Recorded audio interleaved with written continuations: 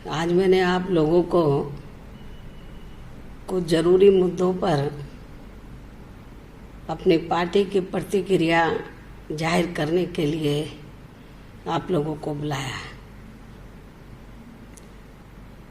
और इस संबंध में मैं ये कहना चाहूँगी कि देश में पिछले कई महीनों से फैली कोरोना महामारी के चलते हुए इसके पीड़ितों का इलाज कराने व इनको अलग से ठहराने की व्यवस्था आदि करने के मामले में भी केंद्र व राज्य सरकारों की अनेकों रही कमियों को खास ध्यान में रखकर ही अब हमारी पार्टी ने ये फैसला लिया है, जिसकी आज मैं घोषणा भी कर रही हूँ कि उत्तर प्रदेश में बीएसपी की सरकार बनने पर उत्तर प्रदेश में इस बार बीएसपी की सरकार बनने पर विशेषकर ब्राह्मण समाज के आस्था एवं स्वाभिमान के खास प्रतीक माने जाने वाले परशुराम तथा अन्य सभी जातियों व धर्मों में जन्मे महान संतों,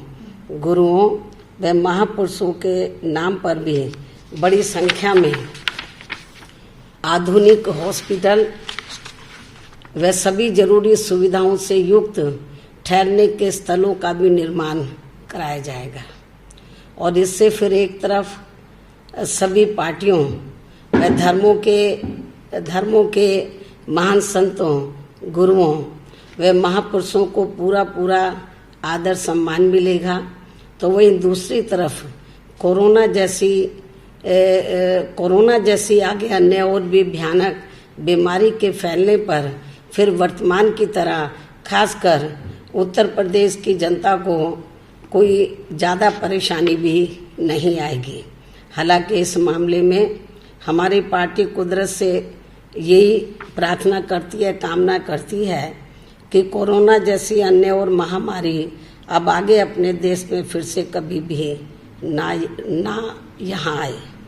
इसके साथ ही दलित व अन्य पिछड़े वर्गों में जन्मे अनेकों महान संतों, गुरुओं व महापुरुषों के बारे में भी यहाँ मैं ये भी बताना चाहती हूँ कि उत्तर प्रदेश में 4 बार बीएसपी की रही सरकार में इन वर्गों से जुड़े जिन महान संतों, गुरुओं व महापुरुषों के नाम पर उन्हें आदर सम्मान देने के उद्देश्य से अनेकों जनहित की योजनाएं शुरू की गई थी।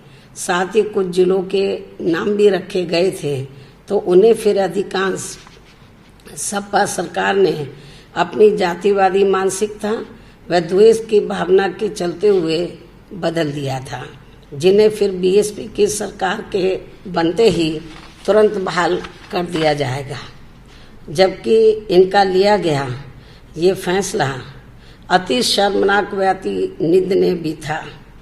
और इसके साथ इससे इनकी यानी कि समाजवादी पार्टी की व इनके मुखिया की दलित एवं अन्य पिछड़ा वर्ग विरोधी मानसिकता होने को भी काफी कुछ दर्शाता है।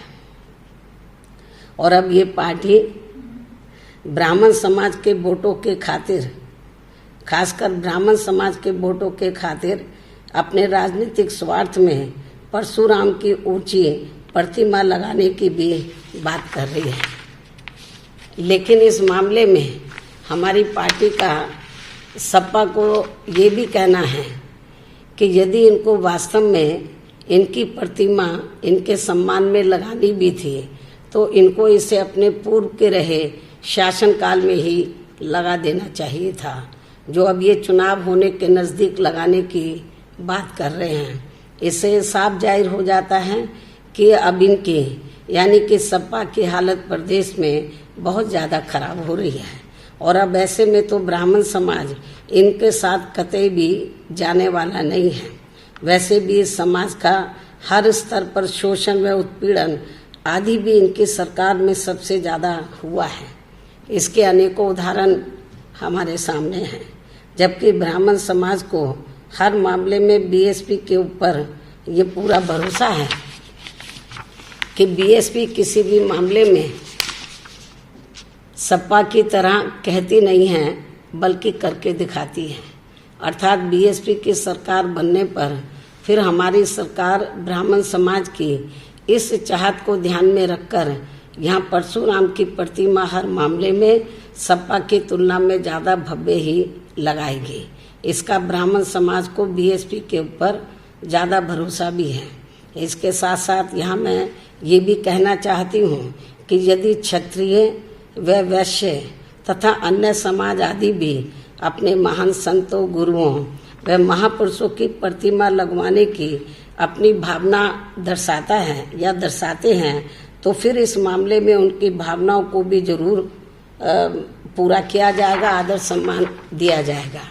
कहने का तात्पर्य ये है कि हमारी पार्टी की सरकार यहाँ सभी जाति व सभी धर्मों के महान संतों, गुरुओं एवं महापुरुषों को हर स्तर पर पूरा आदर सम्मान देगी। ये मेरा सर्व समाज को वायदा भी है। इसके अलावा आजकल राम मंदिर निर्माण के नाम पर भी काफ़ी राजनीति की जा रही है, जो कतई भी उचित नहीं है, क्योंकि ये मामला लोगों की केवल धार्मिक आस्था एवं भावनाओं से ही जुड़ा है। अर्थात इसका राजनीतिकरण नहीं होना चाहिए। इसके साथ ही यहाँ मैं ये भी कहना चाहूँगी कि जब अभी हाल ही में 5 अगस्त को अयोध्या में राम मंदिर निर्माण के लिए वहाँ नींव रखी गई थी और अपने देश के प्रधानमंत्री माननीय श्री नरेंद्र मोदी जी ने उसकी नींव रखी, तो अच्छा होता। तो इस मौके पर यदि प्रधानमंत्री तो दलित समाज से जुड़े जो अपने देश के राष्ट्रपति हैं उनको भी साथ में ले जाते, तो पूरे देश में दलितों के ऊपर एक अच्छा मैसेज जाता, अच्छा प्रभाव पड़ता। हालांकि इसको लेकर कई और भी मामले आए। कुछ दलित संत भी चिल्लाते रहे कि हमको नहीं बुलाया गया। चलो, उनको नहीं बुलाया है तो राष्ट्रपति तो दलित थे, उनको भी बुला लेते तो मेरे ख्याल अच्छा मैसेज जाता। तो ये भी मैं इनको कहना चाहती हूँ।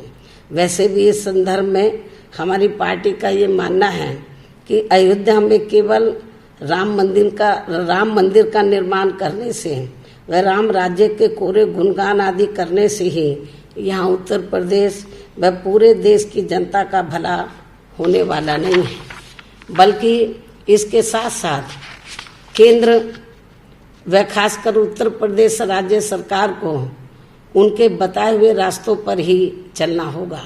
अर्थात उनकी सोच व कार्यशैली पर भी इन्हें अमल करना होगा। जैसा कि कानून व्यवस्था के मामले में अब पूरे तौर से यूपी में यहाँ जंगल राज बन चुका है। और यदि सही मायने में यूपी की गवर्नमेंट ये चाहती है कि वहाँ पे राम राज्य आए, तो जो इतिहास ये बताता है कि राम राज्य में तो ऐसा जंगल राज नहीं था जैसा कि वर्तमान में श्री योगी की सरकार में हमें जंगल राज देखने के लिए मिल रहा है। हर प्रकार का अपराध चरम सीमा पर है, ये भी किसी से छिपा नहीं है। और इस मामले में विशेषकर यूपी की वर्तमान भाजपा सरकार को ज़्यादा ध्यान देने की ज़रूरत है। बीएसपी की इनको ये खास सलाह भी है, जबकि बीएसपी के मामले में ये बात सर्वविदित है कि बीएसपी जो कहती है तो उस पर अपनी पूरी ईमानदारी व निष्ठा से अमल भी करती है। उदाहरण के तौर पर जब उत्तर प्रदेश में सन 2007 में विधानसभा के आम चुनाव हुए थे, तो तब उस चुनाव में दलितों, पिछड़ों व धार्मिक अल्पसंख्यकों के साथ साथ खासकर मुस्लिम व अन्य धार्मिक अल्पसंख्यकों के साथ साथ अपर कास्ट समाज में से विशेषकर ब्राह्मण समाज ने भी अधिकांश अपना वोट बीएसपी को ही दिया था। तो उनको फिर और इतना ही नहीं, जब हमको ये लगा कि हमको सर्व समाज ने वोट दिया है और अपर कास्ट समाज में से ब्राह्मण समाज ने बड़े पैमाने पर सन 2007 में जो असेंबली का चुनाव हुआ था हमें वोट दिया है, तो उनको फिर हमने, यानी कि ब्राह्मण समाज को फिर हमने अपनी पार्टी व सरकार में भी उन्हें हर स्तर पर उचित प्रतिनिधित्व भी दिया था। इसी प्रकार हमने क्षत्रिय समाज व अन्य सभी समाज को भी हर मामले में उचित भागीदारी दी थी, और खासकर दलितों, अन्य पिछड़े वर्गों एवं मुस्लिम व अन्य धार्मिक अल्पसंख्यकों के हितों का तो हर मामले में हर स्तर पर प्राथमिकता के आधार पर हमने पूरा ध्यान रखा था, और इनके विकास व उत्थान के लिए हमने अनेकों महत्वपूर्ण फैसले लिए। हालांकि उस चुनाव में विशेषकर ब्राह्मण समाज को कांग्रेस, सपा व बीजेपी ने भी गुमराह करने की पूरी कोशिश की थी, जिनके शासनकाल में इस समाज का हर स्तर पर सबसे ज्यादा शोषण व उत्पीड़न किया गया था, और बीजेपी के वर्तमान शासनकाल में तो इनका अभी भी काफी ज्यादा शोषण व उत्पीड़न आदि हो रहा है। और इतना ही नहीं, बल्कि कानपुर विकास दुबे कांड की आड़ में अब तो पूरे उत्तर प्रदेश में यहाँ समूचे ब्राह्मण समाज का हर स्तर पर काफी ज्यादा शोषण व उत्पीड़न आदि किया जा रहा है, जो किसी से छिपा नहीं है। जबकि हमारी पार्टी व सरकार दूसरी पार्टियों, जबकि हमारी पार्टी व हमारी यहाँ सरकार, हमारी पार्टी की रही सरकार दूसरी पार्टियों की तरह अपने राजनीतिक स्वार्थ में किसी भी समाज के साथ मुंह में राम व बगल में छुरी की तरह बर्ताव नहीं करती है। सबको एक नज़र से देखती है, जो गलत है उनके खिलाफ कार्रवाई करती है, जो सही है तो उसके खिलाफ कार्रवाई नहीं करती है।